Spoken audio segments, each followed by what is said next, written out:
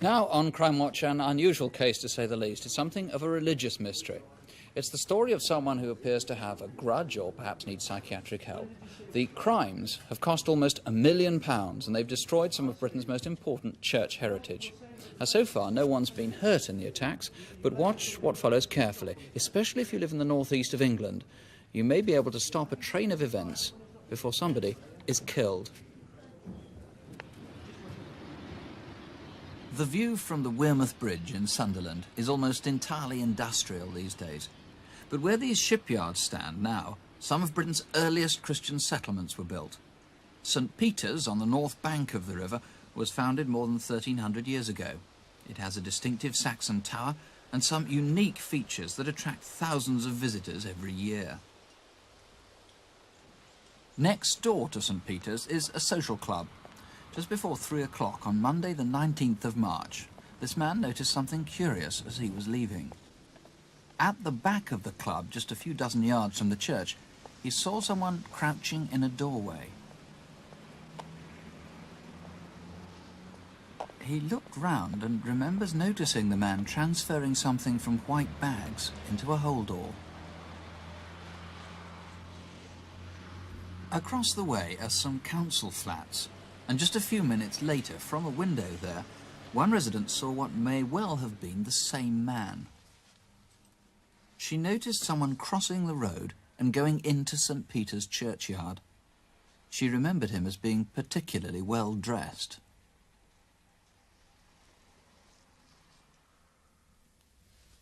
The Reverend Martin Turner, the vicar of St. Peter's, was in his study at about that time. He was at his desk when a buzzer went off, telling him that someone was entering the church. In fact, he caught a glimpse of someone carrying a purpley-brown bag. He went back to his work, but less than 10 minutes later, he was forced to make an urgent phone call.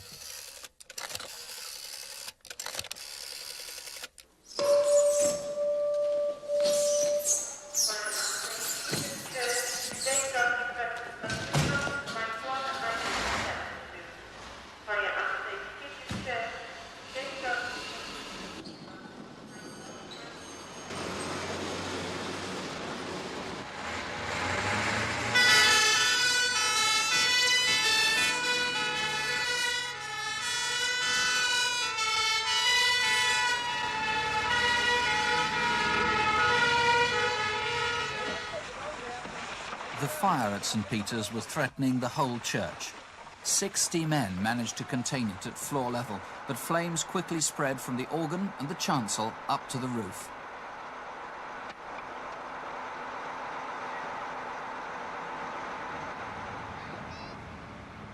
Two hours later, the fire was brought under control, and in the charred wreckage was a clue as to who had started it. It was the remains of a copy of this magazine, and it had been used to start the fire. Inside was an article on St. Cuthbert. The fire had been started in St. Cuthbert's chapel and on the eve of St. Cuthbert's feast day. That magazine was to lead police from the Sunderland blaze to another at Durham, 15 miles away. Again, a church was the target.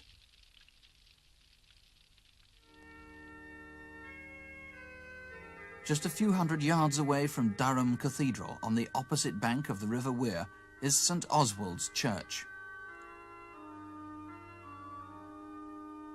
St. Oswald's is famous for its organ music. The building has fine stone features, and it's built on a religious site that predates the Norman conquest. On Wednesday, the 7th of March, an organ practice had taken place. Ironically, it was Ash Wednesday.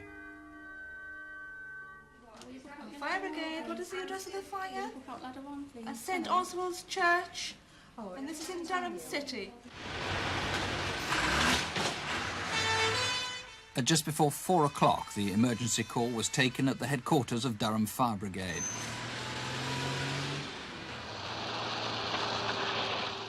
The fire at St. Oswald's had been started near the church organ, and dozens of firemen worked to stop it destroying the entire building.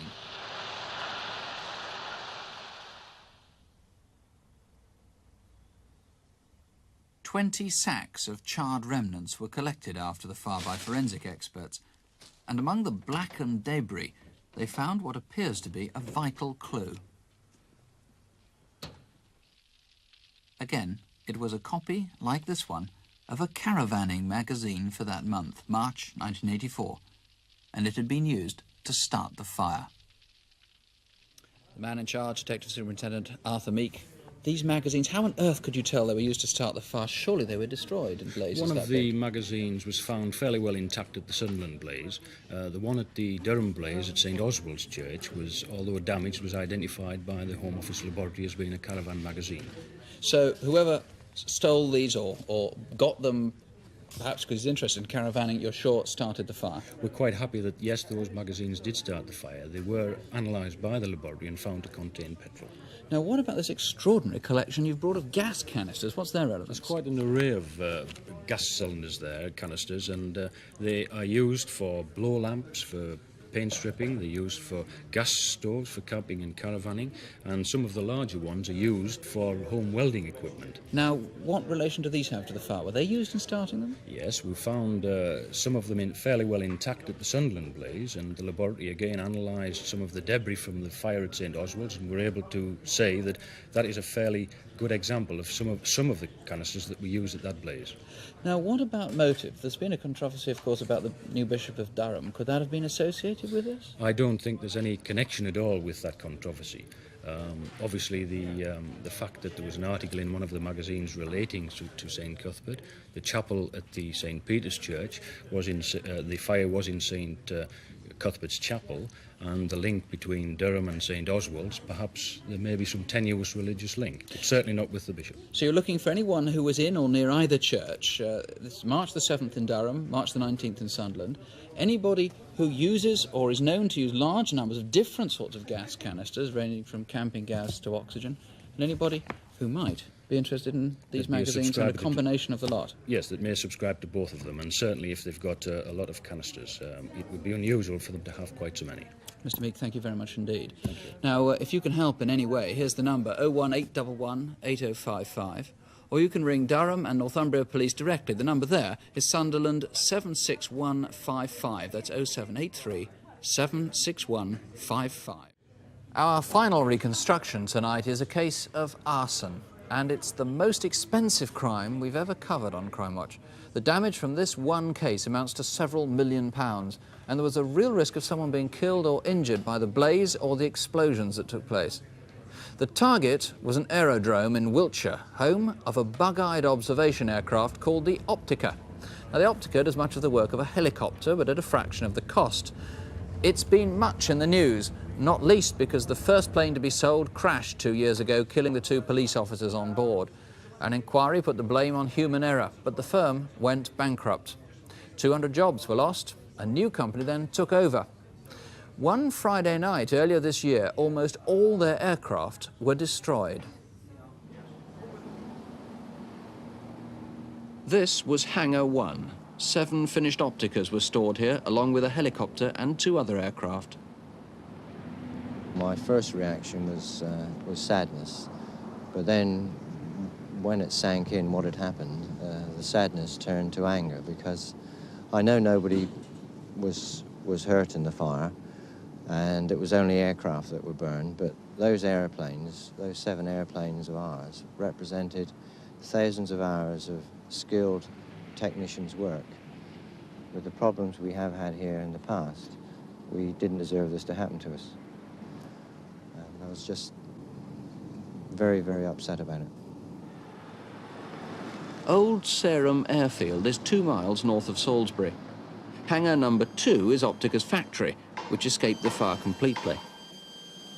Apart from the Optica buildings on the airfield, there's a 3rd hangar and some smaller buildings that are owned by the Ministry of Defence. Friday, the 16th of January. That morning, an Optica flew in for servicing. The work would take all afternoon, and the plane was due to be collected the following day. It was parked outside the hangar. Inside Hangar 1, other Opticas were being prepared for shows and trials around the world.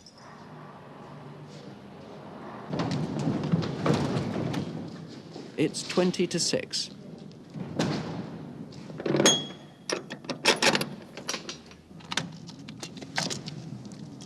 The works manager, John Thompson, checked that the hangar was secure. He was usually the last to leave. The serviced Optica outside had also been locked, but the company had no overnight security guards. There's a sports centre on the airfield. The West Harnham under-14s were training there until 8:30. By 10:30, the airfield was deserted, apart from 2 security men employed to guard Ministry of Defence property. One was doing some repairs to his car. Optica's Hangar 1 was 200 yards away.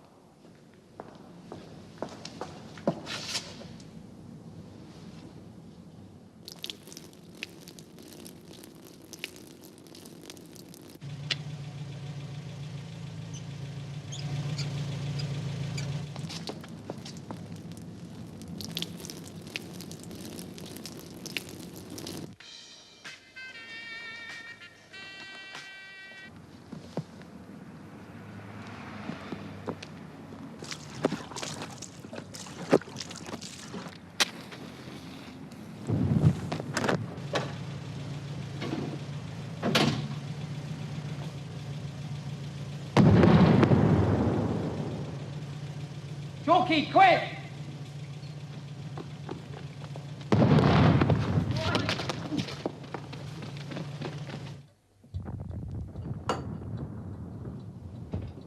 A schoolboy, Nicholas Stoner, heard the explosions from a quarter of a mile away. As he watched, he noticed a white Audi driving slowly around the airfield. The guards had called the fire brigade, but the blaze was already out of control. You wait here for the fire engine, I'll check outside the building. Right.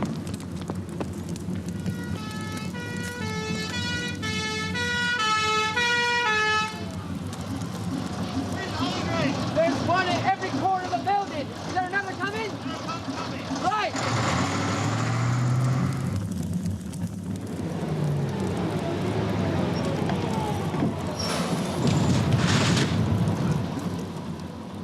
Police know there was a number of onlookers at the airfield that night, but they've yet to identify them all.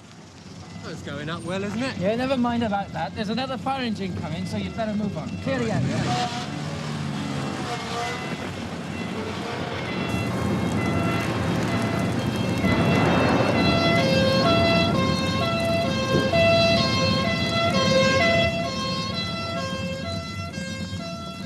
A couple gave a warning of a major hazard. There's a plane on fire over there for the tanker of aviation fuel next to it. Right. Got to be moved. Right. The tanker was pulled clear just in time.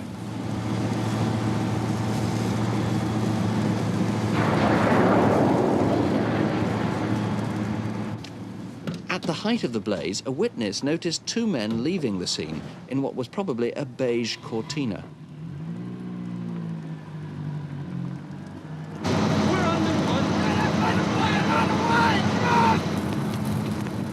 Firemen fought all night to put out the blaze. The final damage has been estimated at £4 million. Inspector Terry Ford, what clues have you got to go on now? Well, as you saw from the film, there was a trail of material laid to one of the aircraft on the tarmac. It consisted of 2 types of material. Firstly, a blanket type of material. It may be curtain, but it has a blanket texture to it, which has the letter E embroidered in red upon it. It also has what appears to be 2 arrows, or possibly 7s, underneath the E. Somebody has to recognise that. Another piece of material as well you have with you? Yes, a softer cotton material. This, again, we think may be curtain material with a very soft, raised pattern upon it. Yes, very hard to see precisely what that could have come from, but if anybody recognises that, you want to know what it is. Yes, it's possibly a curtain material, and I would really ask anybody who has any idea about this material to ring us tonight. What sort of motive? Who did this? Roughly what sort of person? Well, I think it's somebody who knew something about airplanes, or who was instructed about how to set fire to an aeroplane, because as again you saw from the film, they released the drain cocks on several of the aircraft, had been systematically opened, and the fuel spread about before it was lit. And the motive? Well, we have several lines of inquiry. The company, of course, have a large insurance claim pending. Probably someone who was to do with the company or around the company at the time. Well, perhaps. possibly, of course, it could be a grudge, because people have been laid off by this company and the previous company that went into receivership. Now, there are witnesses you still badly need to trace. There was a cyclist, I gather. Yes, near to the start of the fire, a man was seen cycling away from the direction of Salisbury in the direction of the Winterbournes, which are villages nearby, almost at the start of the fire, and I would dearly like to trace that man. And of course, there was the car, that white Audi, which seemed to have the damaged bonnet or right wing. There was the couple, there's the top right-hand side there, the man who warned about the tanker.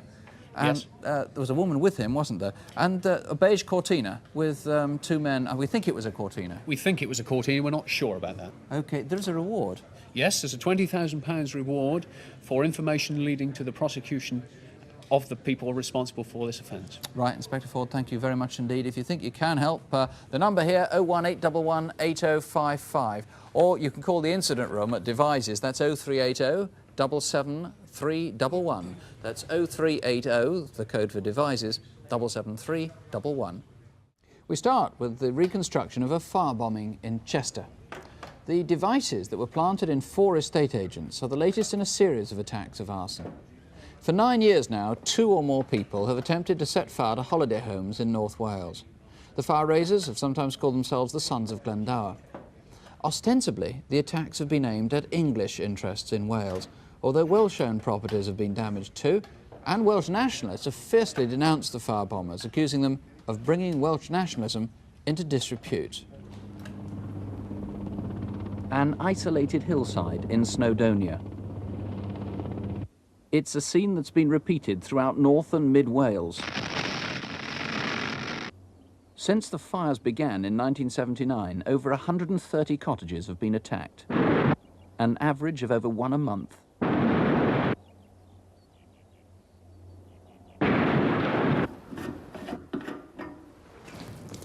The first technique was crude, petrol and a naked flame.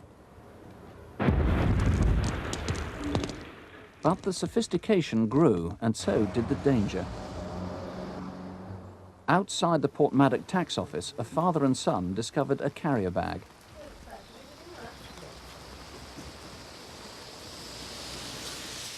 The boy actually tugged at some wires. Had it exploded, it could have killed him. In fact, household chemicals are mixed now to make a substance much like napalm. Typically, the bombs are triggered by equity clocks, or legend ones, and they're made in broadly the same way. Distinctive copper-coloured crocodile clips are used, a type made in Japan. The single-stranded wire is of a sort that's used in computers or electric typewriters. Sometimes metal components act like shrapnel.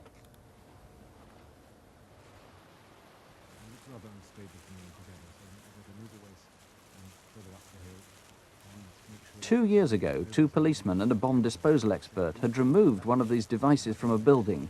They placed it safely, they thought, on open ground.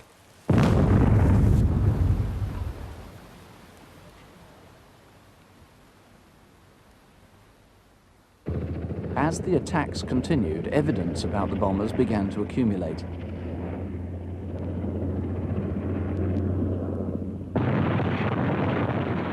In September 1986, detectives found a footprint.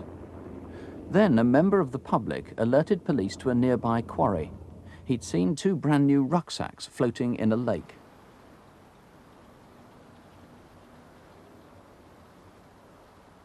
A police dog handler was sent to check them out, and inside one he found a shoe that matched the footprint. It was a size 11 Go Sport sports shoe. He also found a pair of black woolen gloves, a black stocking, and 2 anoraks with leggings, one green and one blue, both trademarked Schooner. There was also a Stingray pocket torch and a pair of size 8.5 Puma sports shoes. And from forensic evidence, police now know the blood group and the hair type of at least one of the people involved.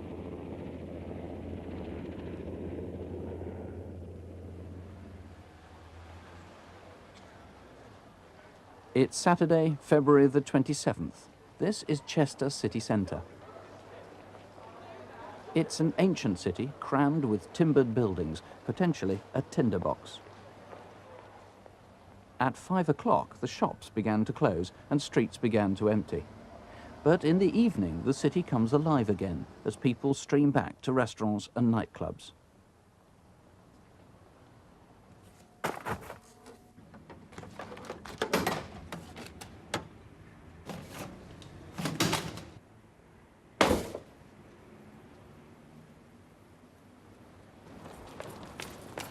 Come get the fire brigade, Eddie. Right, stand back.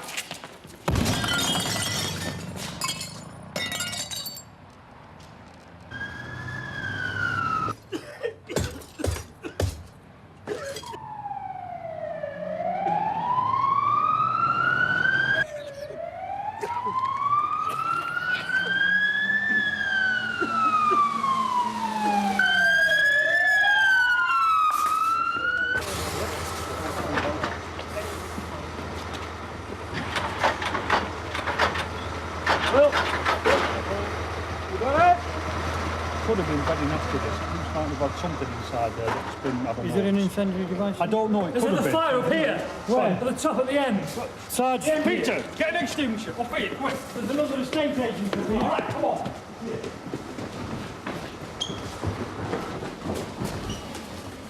Peter, quick, get an extinguisher, in there, at the bottom. On the side, there. Chief Inspector, urgent. Chief Inspector, go ahead.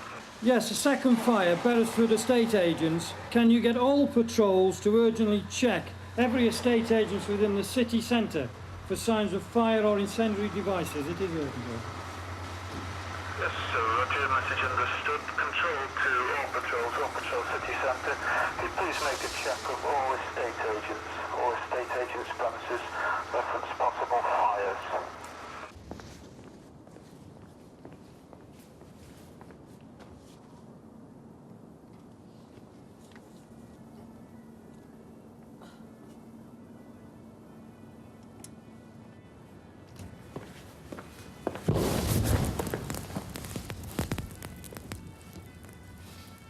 Four bombs went off in Chester on that night. As in other incidents, no one was killed or injured. But frankly, that's been out of luck as much as judgment. Gwyn Williams, how can people help? As we've seen, these devices are powerful, and I'm really worried that somebody before long will be killed or seriously injured. I know that the people who wore that clothing were involved in those fires in September of 1986, and I'm anxious to speak to anyone who saw those people. Right. Now, these clocks, I gather that these Legend and Equity clocks have been used in really quite a number of attacks. That's right. We're quite satisfied that these clocks and various other parts have been used in all the devices we've come across in the last 6 months or so. Now, that presumably means that someone has bought them in a batch or stolen them in a batch, got them from a mail order company or something, and a whole lot of them together. That's right. We're particularly anxious to speak to anyone who may have handled these clocks. It's quite probable that somebody bought them in batches, as you say, of 4 or 6. And certainly the wires and the clips are of considerable interest to us. Obviously, you need anybody in Chester on Saturday, 27th of February, remember seeing anybody posting things into estate agents sometime after 5 o'clock. That stands to reason. You said, though, at the beginning you were really worried people are going to get killed or injured in time. It hasn't happened so far, it must be said. Certainly, it hasn't happened yet. And I would pose the question to anybody who has any information, in particular people who might be on the fringe of these groups. Examine your conscience. Can you live with a child killed or seriously injured? I don't want to find myself one night in a hospital or perhaps in a mortuary. And I would ask those poor people to certainly come forward. In part, this is about the Welsh language. Maybe you should address part of your appeal in Welsh. Certainly. Mae gen I ofn rhyw ddiwrnod y ceith na rhywun I ladd. Ydwch mi roed y cwestiwn yma I chi. A fedrwch chi fyw efo'ch cydwybod os oes gynnoch chi ryw wybodaeth sydd o ddefnydd I ni. Os oes gynnoch chi, ffoniwch ni rwan. Well, whatever language you speak, please call if you have any information. You can talk to a BBC researcher if you prefer. Of course, you can ask for a Welsh speaker. If you wish, you can remain anonymous. The number is 01811 8055. That's 01811 8055. Or you can call the incident room. That's on 0492 518 383. That's 0492, the code for Colwyn Bay, 518 383.